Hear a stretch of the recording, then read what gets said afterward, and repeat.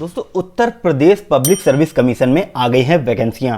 यहां पर वैकेंसियां technical teaching post के लिए आई हुई है। जितने भी पॉलिटेक्निक कॉलेज हैं उत्तर प्रदेश के, सभी के लिए यहां पर टेक्निकल की पोस्ट आई हुई है। लेक्चरर पदों की पोस्ट यहां पर आई हुई है। कुल मिलाकर के 1370 पोस्ट हैं। सारी जानकारी मैं आपको इस वीडियो में देने जा रहा हूं। अप्लाई आपको यूपीपीएससी पोर्टल के थ्रू करना पड़ेगा। यहां पर यूपीपीएससी पोर्टल खुला हुआ है, इसका लिंक आपको वीडियो के डिस्क्रिप्शन पे मिल जाएगा, जहां से डायरेक्ट इस वेबसाइट पर आप पहुंच जाएंगे। यहां पर नोटिफिकेशन सेक्शन में जाने के बाद ऑल नोटिफिकेशन एडवर्टीजमेंट सेक्शन आपको मिलेगा, इसी पर आपको क्लिक कर देना है।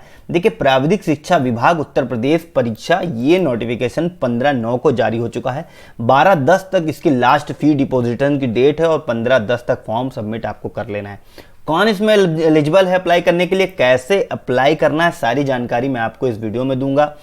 कौन यहां पर बीटेक किया है तो कब किया है और कैसे किया है, ये सारी जानकारी मैं बताऊंगा कि इसमें कौन कौन एलिजिबल है, एग्जामिनेशन होगा या नहीं, इंटरव्यू होगा नहीं, कट ऑफ मार्क्स कितने आएंगे, वेटेज किसको किसको मिलने वाला है। सबसे पहले इस वेबसाइट पर पहुंच जाना है। User instruction, advertisement, apply, 3 section आपको देखने को मिल जाएंगे। एडवर्टीजमेंट मैंने डाउनलोड करके रखा है, आप यहां से डाउनलोड कर सकते हैं। व्यू एडवर्टीजमेंट के टैब पर जाकर के click here to English file या हिंदी फाइल, कोई भी आप यहां से डाउनलोड कर सकते हैं। देखिए, मैंने इंग्लिश फाइल यहां पर डाउनलोड कर ली है। अब इसमें मैं बता दूं कि एलिजिबिलिटी क्राइटेरिया क्या है, फीस कितनी लगेगी, अप्लाई कैसे करना है और एग्जामिनेशन होगा, इंटरव्यू होगा, सारी जानकारी मैं आपको यहां पर देने जा रहा हूं। तो अगर वीडियो पर नए हैं तो सबसे पहले इस चैनल को सब्सक्राइब कर दीजिए। अब यहां पर पूरा नोटिफिकेशन खोल दिया Uttar Pradesh public service commission का। सबसे पहले बता दूं कि 15/10 तक आपको ये फॉर्म फिलअप कर लेना है, क्योंकि इसके बाद इस फॉर्म को आप फिलअप नहीं कर पाएंगे। हाँ, यहाँ पर मॉडिफाई एप्लीकेशन का भी ऑप्शन दिया जा रहा है, लेकिन वो भी आप 15/10 के पहले पहले ही आपको करना पड़ेगा। मॉडिफाई कर सकते हैं आप अपना, अगर कोई गलती हो गई है उसमें तो आप मॉडिफाई कर देंगे। हालांकि बेसिक डिटेल्स में मॉडिफिकेशन नहीं यहाँ पर वैलिड होगा। अब मैं बता दूं आपको फॉर्म फिलअप किस तरीके से करना है। यूजर इंस्ट्रक्शन पढ़ना है, व्यू एडवर्टीजमेंट करना है और अप्लाई के प्रोसेस पे क्लिक करना है। अप्लाई में 3 सेक्शन है। सबसे पहले फर्स्ट स्टेज में आपको अप्लाई करना है, यानी कि रजिस्ट्रेशन करना है। सेकंड स्टेज में आपको फीस पेमेंट करना होगा और थर्ड स्टेज में आपको एप्लीकेशन फॉर्म भर करके उसको फिलअप कर देना होगा और सबमिट करना होगा। ये 3 प्रोसेस है और इन्हीं 3 प्रोसेस के थ्रू आपको फॉर्म फिलअप करना है। अब आपको फॉर्म फिलअप क्यों करना है, आप यहाँ पर एलिजिबल हैं या नहीं, ये मैं बता दूँ आपको।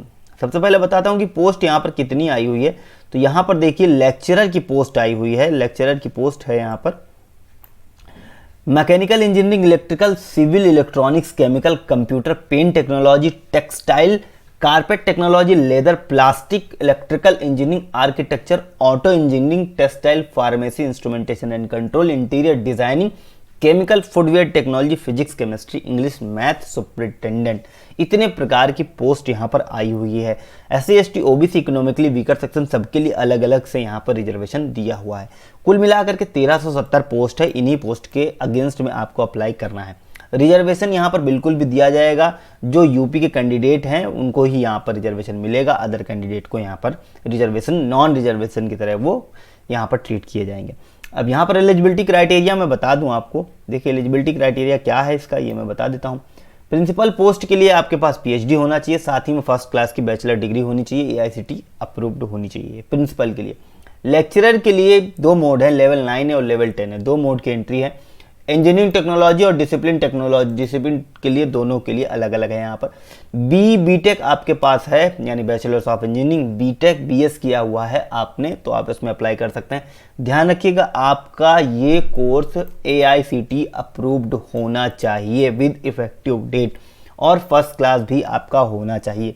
ग्रेड अगर नहीं दिया है, क्लास अगर नहीं दिया, उसके लिए अलग से प्रयोजन दिया हुआ है। इसी नोटिफिकेशन में मैं आपको ये चीज़ समझा दूंगा। तो यहाँ पर mechanical engineering, electrical, civil engineering, textile technology, print technology, computer engineering, chemical engineering, electronics engineering, इतनी प्रकार के पद हैं और इन पदों के लिए एक ही यहाँ पर क्वालिफिकेशन मांगी गई है कि बीटेक या BS है आपका AICTE अप्रूव्ड, तो आप बिल्कुल भी इसमें अप्लाई कर पाएंगे। एज लिमिट कितनी है, थोड़ा सा इसमें फंसाया हुआ है। मैं आपको बताऊंगा कि एज लिमिट की जानकारी क्या है, कितनी एज होनी चाहिए आपकी, तभी आप इसमें अप्लाई कर पाएंगे। आगे हम नोटिफिकेशन में एज की ओर बढ़ेंगे। तो यहाँ पर मैं बता दूं आपको, लेदर टेक्नोलॉजी, लेक्चरर, फार्मेसी, तो ये सारी के लिए आपको बीटेक BS ही चाहिए होगा। सबका यहाँ पर क्वालिफिकेशन एरिया सभी का सेम है। इस चीज़ को मैं स्किप करके जाता हूँ और उसके बाद में आगे हम लोग पहुँचते हैं यहाँ पर आपकी एज कितनी होनी चाहिए। तो एज के लिए देखिए मैं बता दूं आपको कि 35 साल की एज आपकी मिनिमम होनी चाहिए। आपकी 35 साल से एज अगर कम है तो आप इसमें अप्लाई नहीं कर पाएंगे। मिनिमम आपकी 35 साल एज होनी चाहिए और मैक्सिमम 50 साल से ज़्यादा नहीं होनी चाहिए। हालांकि इसमें रिजर्वेशन मिलेगा, एज में रिजर्वेशन SC ST को मिलेगा, जो भी गवर्नमेंट रूल के अकॉर्डिंग मिलता है। एज में रिलैक्सेशन आपको ईयर्स में रिलैक्सेशन मिलेगा। अब आपके अगर मार्कशीट में ग्रेड पॉइंट है या फिर मान लीजिए परसेंटेज नहीं दिया हुआ है तो किस तरीके से कैलकुलेट किया जाएगा। ग्रेड पॉइंट है तो उसको परसेंटेज इक्विवेलेंट यहाँ पर 6.25 को 55%, 8.25 को 75%, इस तरीके से यहाँ पर कैलकुलेट किया जाएगा। आपके 60% मार्क्स मिनिमम होने चाहिए। अगर फर्स्ट डिवीजन नहीं आपका लिखा हुआ है तो 60% मार्क्स को यहाँ पर फर्स्ट डिवीजन की तरह माना जाएगा। मिनिमम 35 साल की एज होनी चाहिए, 50 साल से अधिक एज नहीं होनी चाहिए रिजर्वेशन लगाने के बाद में। उसके बाद में हम आ जाते हैं कि यहाँ पे किस तरीके से आपका एग्जामिनेशन होगा और किस तरीके से आपका इंटरव्यू होगा। सबसे पहले एग्जामिनेशन के लिए आपको कॉल लेटर भेजा जाएगा। आप उस कॉल लेटर के थ्रू एग्जामिनेशन देंगे। मैं आपको दिखा देता हूँ।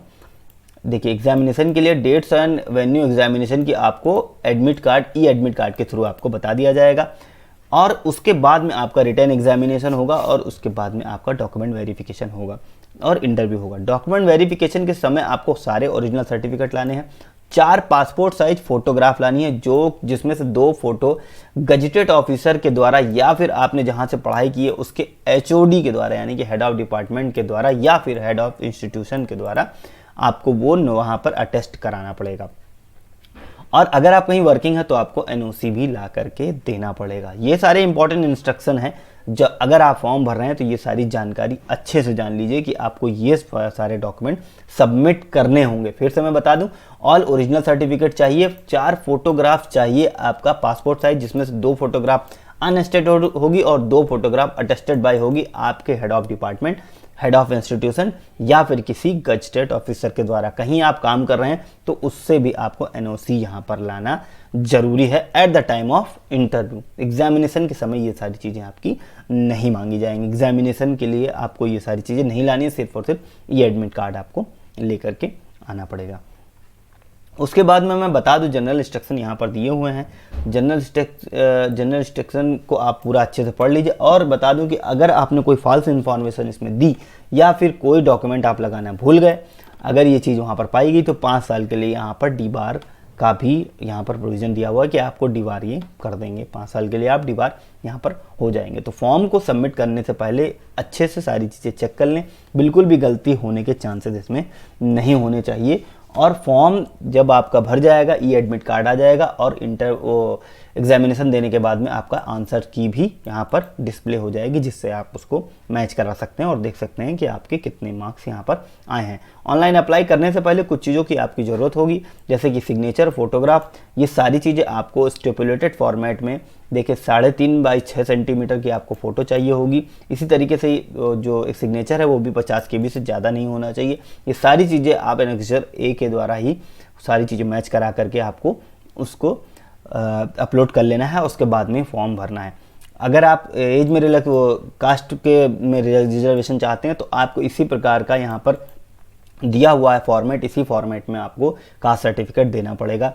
हालांकि वो यूपी गवर्नमेंट के भी द्वारा हो सकता है, सेंट्रल गवर्नमेंट के भी द्वारा हो सकता है, उसमें कोई दिक्कत नहीं, किसी भी गवर्नमेंट के द्वारा हो सकता है, वो यहाँ पर बिल्कुल भी मान्य होगा। तो ये थी सारी जानकारियाँ। फॉर्म भरने के पहले ये सारी जानकारियों को आप अच्छे से जान लीजिए, समझ लीजिए, उसके बाद में ही आप फॉर्म भरिए, क्योंकि इसमें गलती होने के चांसेस हैं। हालांकि आपको मॉडिफाई करने का ऑप्शन देगा, मगर बेसिक डिटेल में आप मॉडिफाई नहीं कर पाएंगे। एग्जामिनेशन देते समय भी आपको सारी चीज़ें ध्यान रखनी है। और ध्यान रखने वाली बात यह कि कोई भी गलत जानकारी आपने दी तो 5 साल के लिए आपको यहाँ पर डीबार कर दिया जाएगा। हालांकि मैं आप सभी के बेहतर और उज्जवल एग्जामिनेशन की कामना करता हूँ। और वीडियो कैसा लगा है, वीडियो पे कमेंट करके हमें ज़रूर बताइएगा। इस चैनल को सब्सक्राइब कर दीजिएगा, इस वीडियो को लाइक कर दीजिएगा।